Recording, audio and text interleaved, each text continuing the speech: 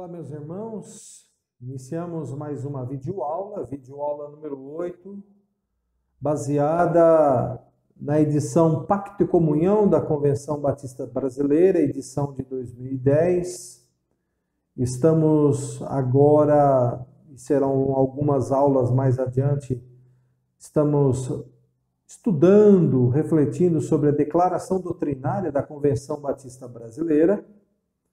E nessa videoaula de hoje, nós vamos estudar o segundo tópico, que é abordado na declaração doutrinária, que é a pessoa de Deus. E hoje, Deus e o primeiro desenvolvimento subtópico desse tópico, Deus, que é Deus Pai. Para a semana que vem, para a próxima aula, videoaula número 9, nós vamos estudar Deus Filho e Deus Espírito Santo. Então vamos para a pessoa de Deus. Tem uma definiçãozinha aqui, não sei se é bem uma definição, mas tem algumas assertivas aqui, algumas afirmações sobre Deus. O único Deus vivo e verdadeiro é Espírito pessoal, eterno, infinito e imutável. É onipotente, onisciente e onipresente. É perfeito em santidade, justiça, verdade e amor. Então, a primeira afirmação que diz que Deus é o único, vivo e verdadeiro. Então, nós daí depreendemos que nas páginas das Sagradas Escrituras, e daqui a pouco nós vamos a alguns textos, ali está revelado o único Deus. Então, aí nós temos a unicidade de Deus, Deus é único, vivo. Então, nosso Deus não é um Deus morto, não é um Deus dos antepassados, não é uma referência, é um Deus vivo, vivo hoje, vivo agora, vivo sempre. E verdadeiro, diz que ele é espírito pessoal. Então, outra afirmação, nosso Deus não é carnal, ele é espiritual e ele é pessoa. E é muito interessante que nós vemos Deus revelando ao longo da história, e isso registrado nas páginas da Bíblia, e que Deus ele se revela como pessoa, nós vemos Deus se irando, nós vemos Deus se comovendo, nós vemos Deus se enternecendo, nós vemos Deus falando.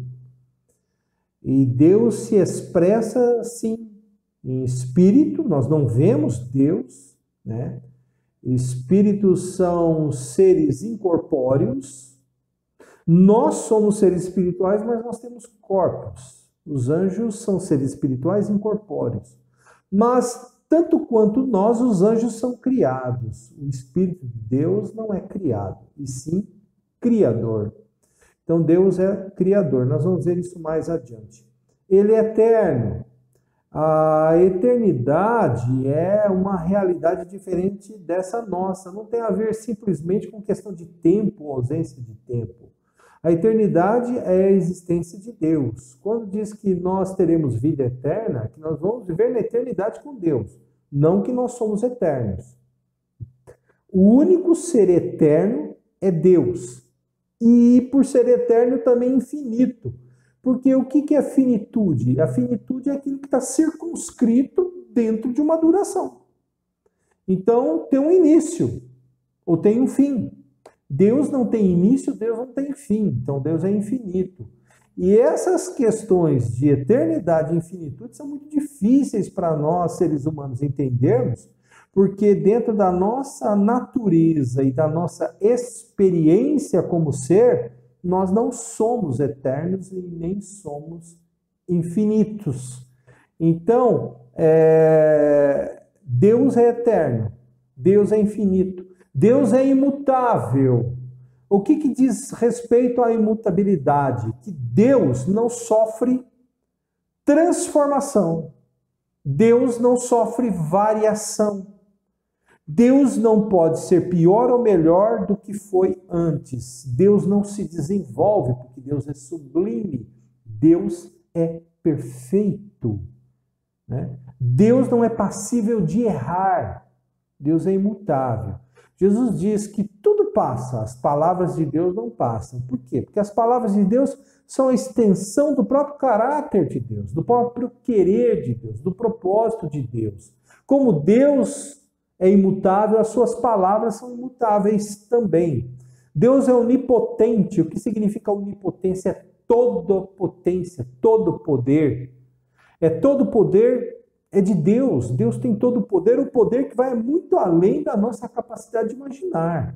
Nós vemos na Bíblia registros, e às vezes na nossa vida nós vemos exemplos do poder de Deus, mas isso é dentro do nosso nível de compreensão. A onipotência de Deus vai muito além da nossa capacidade de conceber, né? Deus é onisciente, Deus sabe todas as coisas. Ele não sabe todas as coisas de agora, ele sabe todas as coisas que já aconteceram, agora as que acontecerão, as que poderiam acontecer e não aconteceram.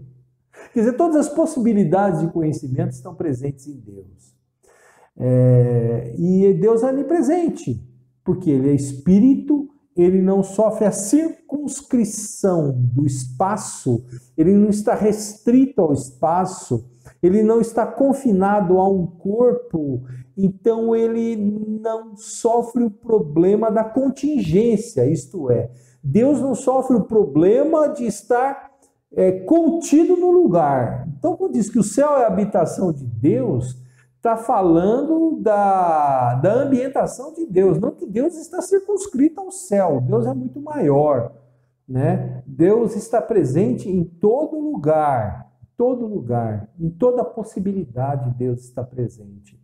Ele é perfeito em santidade. A Bíblia diz, sede santos porque eu sou santo, Deus falando para o seu povo. É claro que aí é uma questão de santidade relacional, relativa à nossa realidade. Nós somos santos, como Deus é santo, porém santos dentro da nossa condição de criaturas. A santidade de Deus vai muito além da nossa capacidade de compreensão.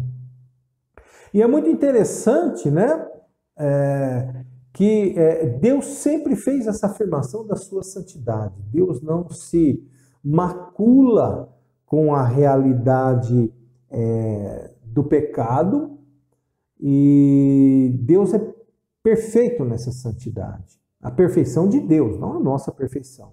Nossa perfeição também é relativa, a de Deus é absoluta.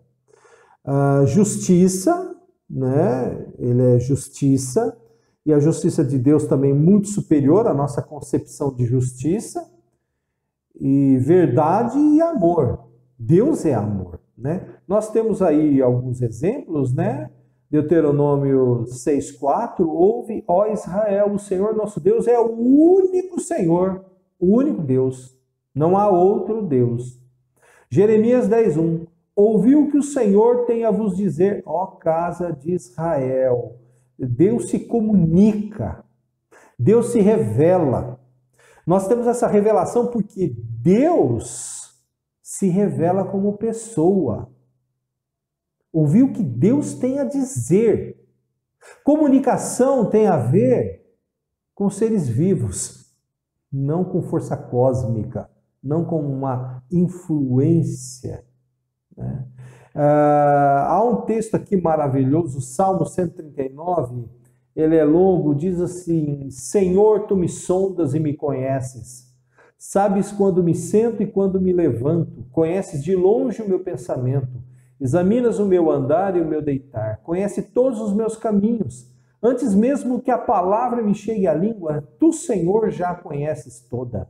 Tu estás ao meu redor e sobre mim colocas a tua mão. Tal conhecimento é maravilhoso demais para mim, elevado demais para que eu possa alcançá-lo. Para onde me ausentarei do teu espírito? Para onde fugirei da tua presença? Se eu subir ao céu, lá tu estás. Se fizer a minha cama nas profundezas, tu estás ali também. Se tomar as asas da alvorada, se habitar nas extremidades do mar, ainda ali a tua mão me guiará e a tua mão direita me sustentará. Se eu disser, as trevas me encobrirão e a luz ao meu redor se transformará em escuridão, Até mesmo as trevas não serão escuras para ti, mas a noite brilhará como o dia, pois as trevas e a luz são a mesma coisa para ti. Pois tu formaste o meu interior, tu me teceste no ventre de minha mãe. Eu te louvarei, pois fui formado de modo tão admirável e maravilhoso. Tuas obras são maravilhosas, tenho plena certeza disso. Meus ossos não te estavam ocultos quando em segredo fui formado e tecido com esmero nas profundezas da terra. Teus olhos viram a minha substância ainda sem forma e no teu livro os dias foram escritos, sim, todos os dias que me foram ordenados quando nenhum deles ainda havia. Ó Deus, como são preciosos para mim os teus pensamentos, como é grande a soma deles. Se eu os contasse, seriam mais numerosos do que os grãos de areia. Se os contasse até o fim, ainda estaria contigo. Quem me dera matasses o perverso, ó Deus, e se afastassem de mim os assassinos, homens que se rebelam contra ti e contra ti se levantam para o mal. Senhor, não odeio os que te odeiam, não detesto os que se levantam contra ti. Eu os odeio com ódio absoluto, considero os verdadeiros inimigos. Sonda-me, ó Deus, e conhece o meu coração. Prova-me e conhece os meus mandamentos. Vê se há em mim algum caminho mau e guia-me pelo caminho eterno. Aqui Davi nos faz várias afirmações, né, do poder de Deus em criar, da presença de Deus, da onisciência de Deus, né?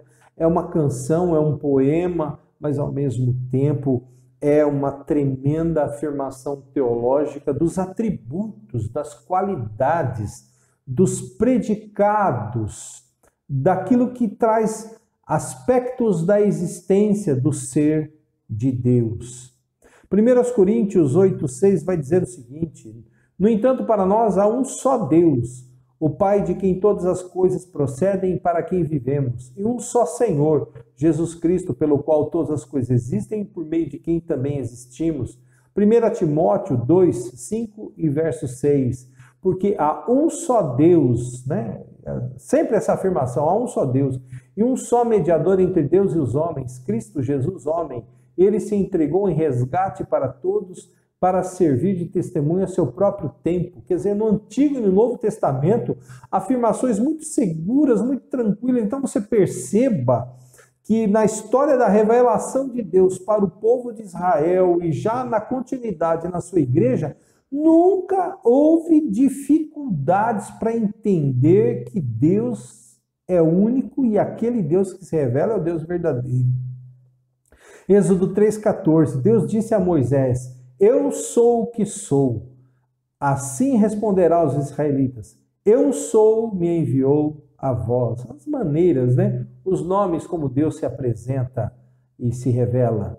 Êxodo 6, versos 2 e 3. E disse mais a Moisés, e Deus disse mais a Moisés: eu sou o Senhor. Apareci a Abraão, a Isaque e a Jacó como Deus Todo-Poderoso, mas não me conheceram pelo meu nome.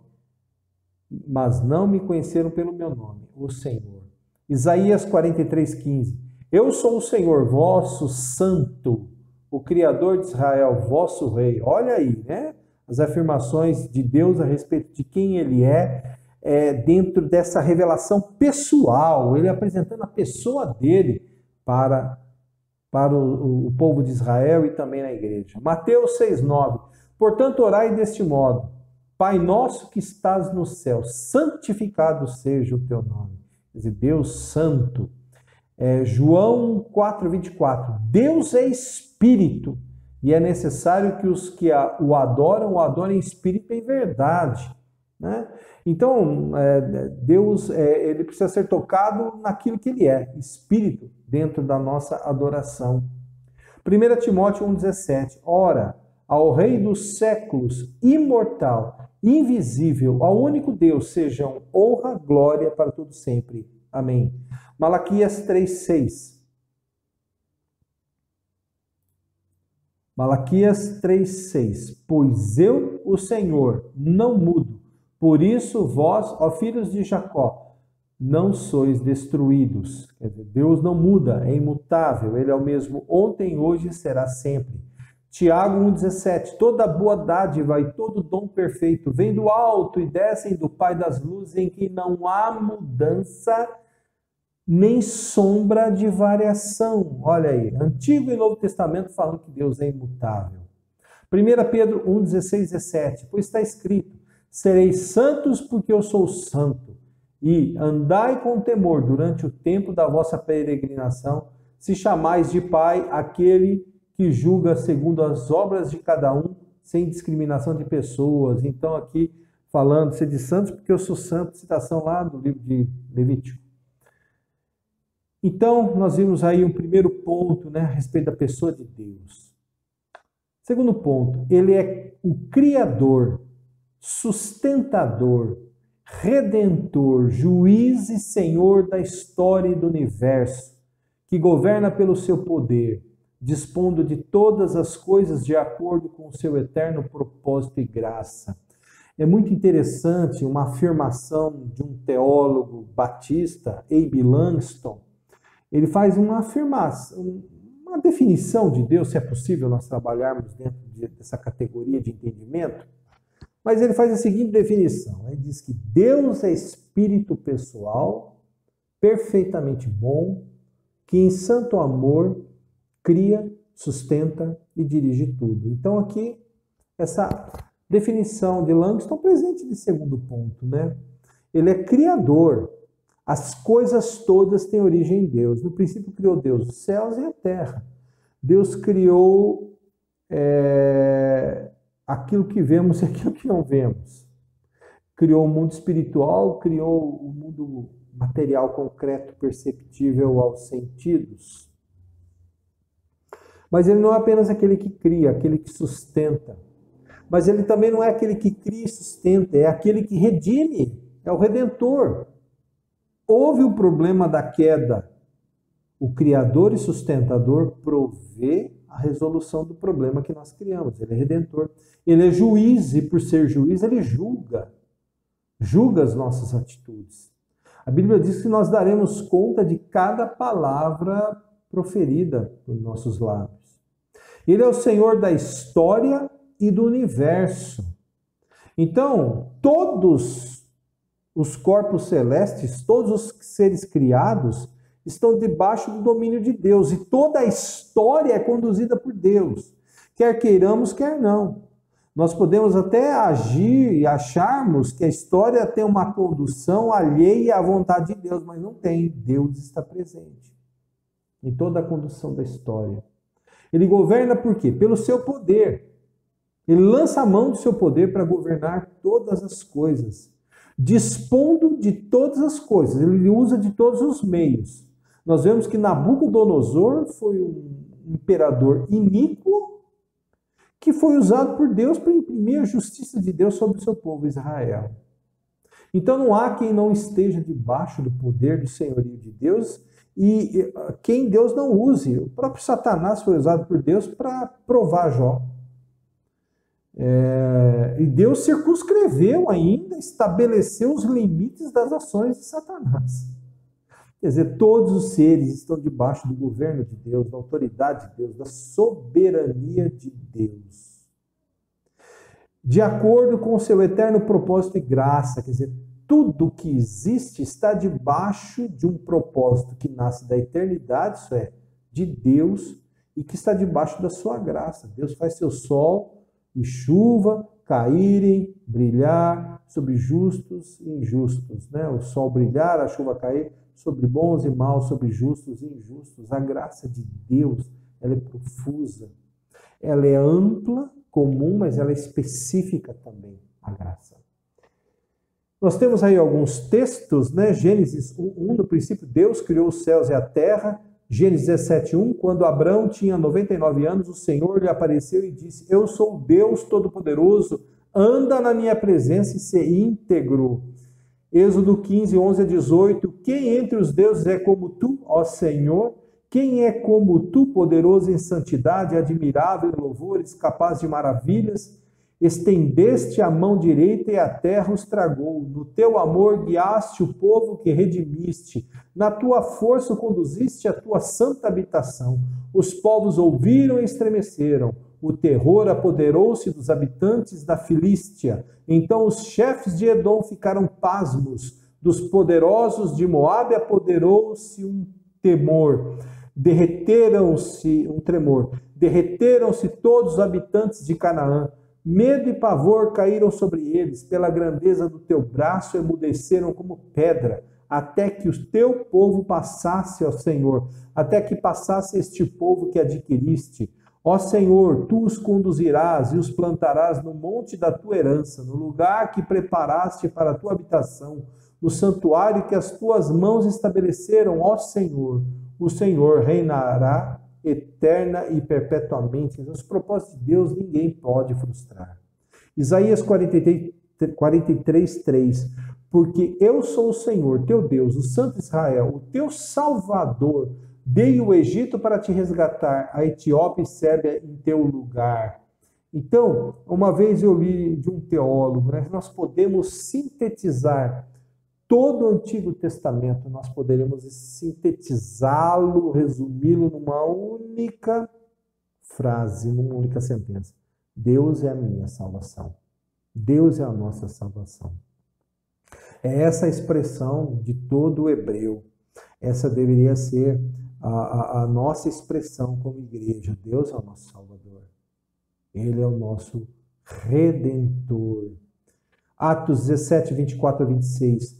O Deus que fez o mundo e tudo que nele há, Senhor do céu e da terra, não habita em templos feitos por mãos de homens, tampouco é servido por mãos humanas como se necessitasse de alguma coisa, pois é Ele mesmo quem dá a todos a vida, a respiração e todas as coisas.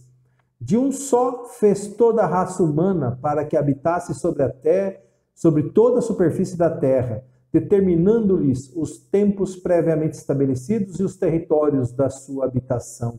Quer dizer, Deus é o Criador, Deus imprimiu um propósito no universo. O universo não caminha como a moinha que o vento espalha. O universo é como uma árvore bem plantada, junto à corrente das águas. Eu sei que isso daí se compara às pessoas, mas isso também mostra uma linha de pensamento, de conduta, né? De que quando nós estamos com o Senhor, nós estamos com aquele que não está agindo no acaso. Não há acaso. Por mais que as coisas nós possamos dar direcionamento a algumas questões, todas elas, no final das contas, caminham para um propósito eterno, para um querer do Senhor. Efésios 3:11. Segundo o eterno propósito que fez em Cristo Jesus, nosso Senhor. 1 Pedro 1,17. E andai com temor durante o tempo da vossa peregrinação, se chamais de Pai aquele que julga segundo as obras de cada um, sem discriminação de pessoas. Quer dizer, Deus vai julgar a todos, né? Todos estão debaixo do juízo de Deus. Mais um ponto. Deus é infinito em santidade e em todas as demais perfeições. A infinitude de Deus perpassa cada uma das suas perfeições, e aqui em particular a santidade. Êxodo 15:11. Quem entre os deuses é como tu, ó Senhor? Quem é como tu, poderoso em santidade, admirável em louvores, capaz de maravilhas? Quem se compara a Deus? Isaías 40 também, né? Isaías vai lá falar, a quem me comparareis? O que eu posso ser comparado? Por isso que a idolatria é um crime, é um pecado terrível contra Deus. Porque você rebaixar Deus ao nível da criação. O apóstolo Paulo, ali no capítulo 1 da carta aos Romanos, ele detona com essa questão. Quando reduziram Deus à imagem das coisas corruptíveis, quer dizer, daquilo que sofre corrupção, daquilo que se degrada, daquilo que é variável, daquilo que é transitório.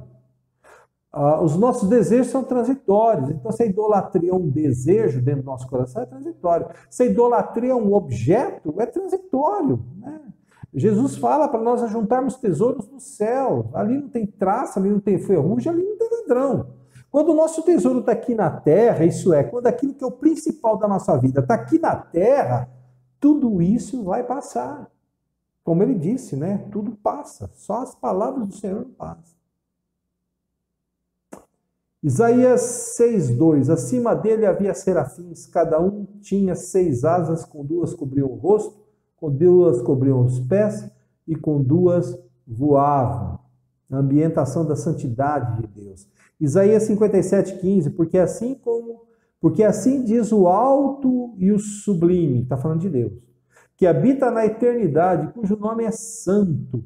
Habito num lugar alto e santo, e também com um contrito e humilde de espírito, para vivificar o espírito dos humildes e o coração dos contritos. E lá Isaías, na continuação, Isaías 6, diz que os serafins falavam: santo, santo, santo é o Senhor dos exércitos. Quer dizer, Deus é santo.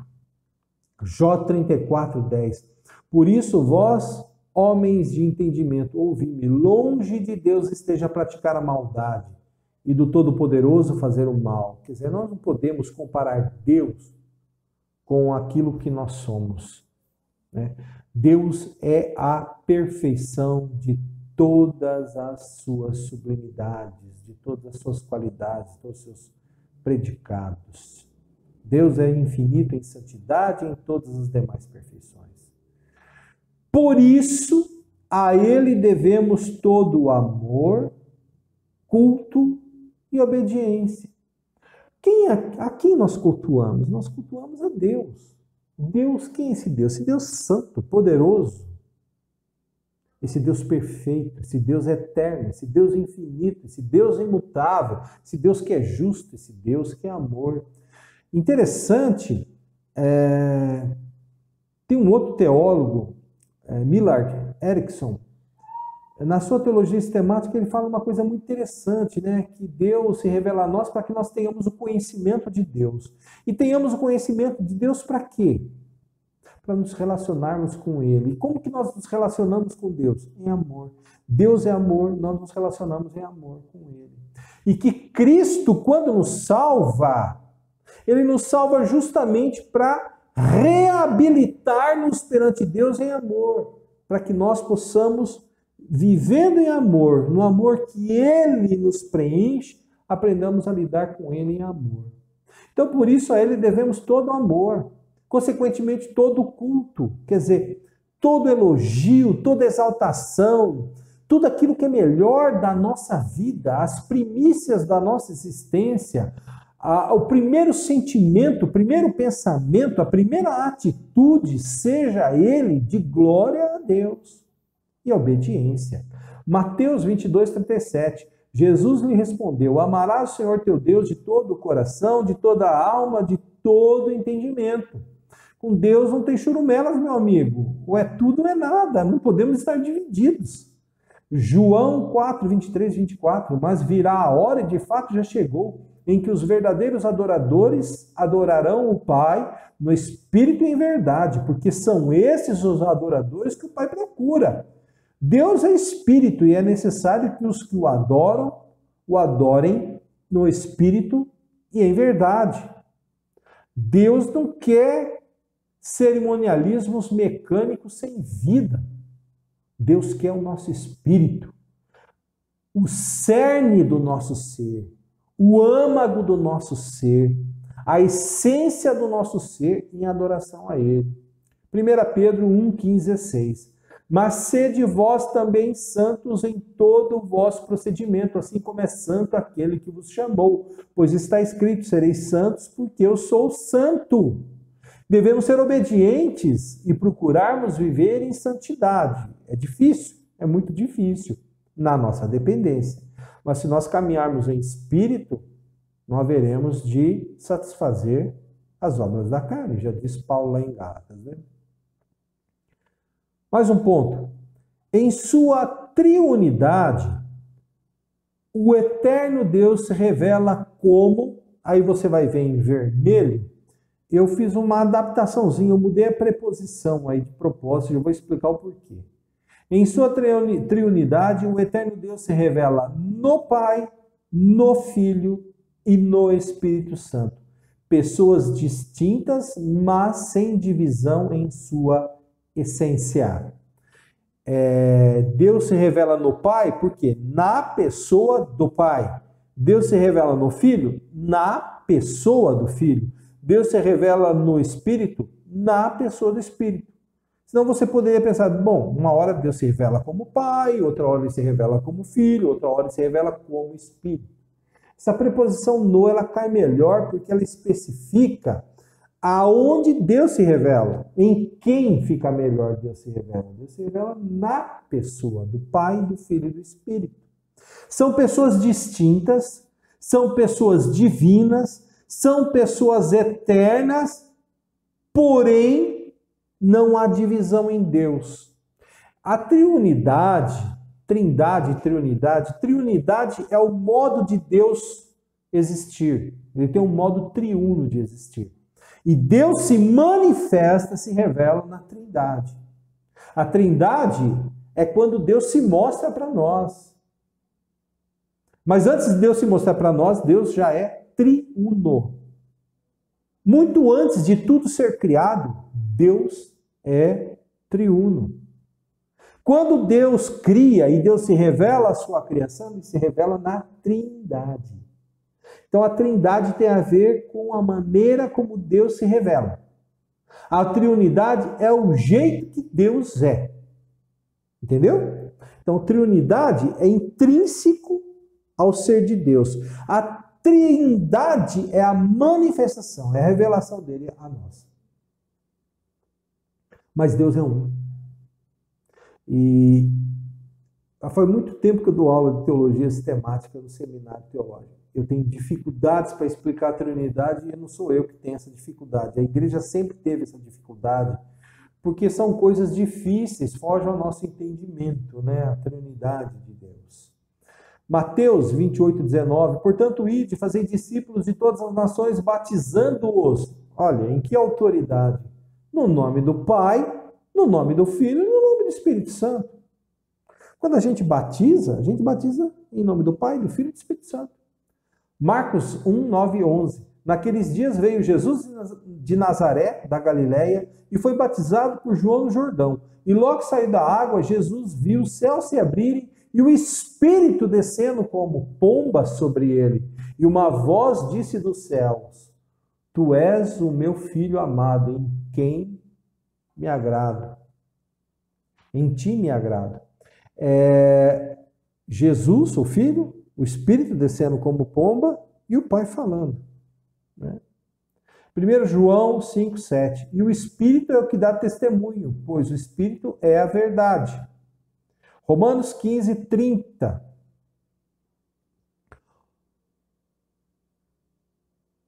Romanos 15:30. Rogo-vos, irmãos, por nosso Senhor Jesus Cristo, pelo amor do Espírito, que luteis juntamente comigo nas vossas orações em meu favor diante de Deus. E continuando, segundo aos Coríntios 13:13, a graça do Senhor Jesus Cristo, o amor de Deus e a comunhão do Espírito Santo sejam com todos vós.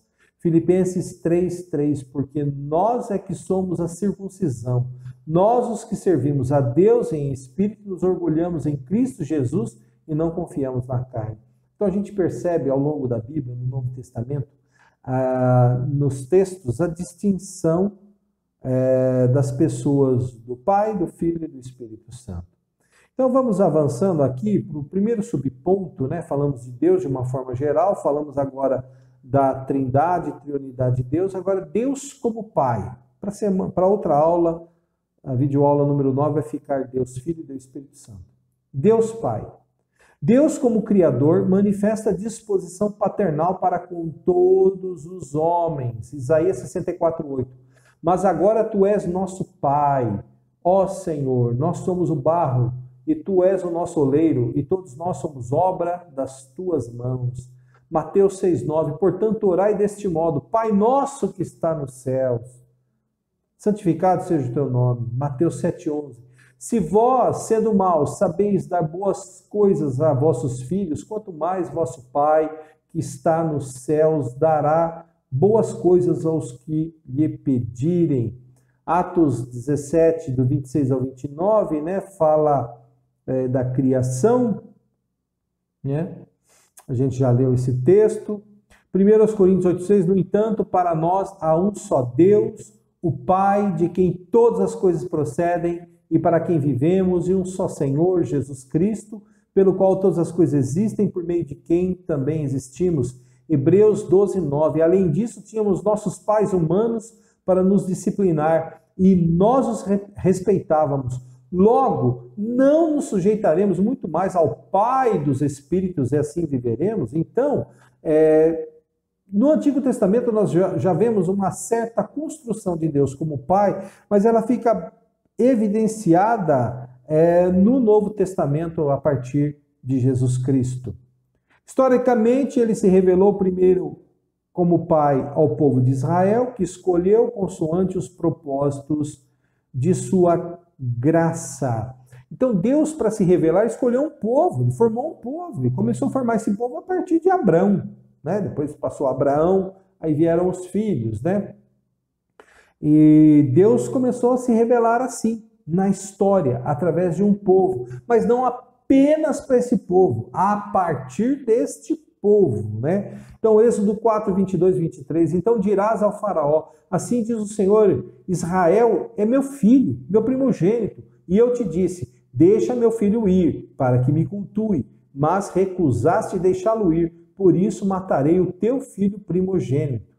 Né? Então, a construção de Deus como Pai de Israel. Vamos dar um pulo aqui para Isaías, capítulo 1, versos 2 e 3. Ouvi, ó céus, e dá ouvidos, ó terra, porque o Senhor disse, criei filhos e os fiz crescer, mas eles se rebelaram contra mim. O boi conhece o seu proprietário, o jumento, o coxo posto pelo dono. Mas Israel não tem conhecimento, o meu povo não entende, o meu povo, os meus filhos. Né? Os meus filhos, criei filhos. Isaías 63, 16. Mas tu és nosso pai, embora Abraão não nos conheça, e Israel não nos reconheça. Ó Senhor, tu és nosso pai, o teu nome é o nosso Redentor desde a antiguidade. Jeremias 31, 9. Virão com choro, mas eu os guiarei com consolações. Eu os guiarei aos ribeiros de águas, por um caminho reto em que não tropeçarão, porque sou pai para Israel e Efraim é meu primogênito. Então, Deus é pai. Estamos caminhando aqui para o término da nossa aula. Os últimos 2 pontos. Ele é pai de nosso Senhor Jesus Cristo, a quem enviou a este mundo para salvar os pecadores e deles fazer filhos por adoção. Salmo 2:7. Proclamarei o decreto do Senhor,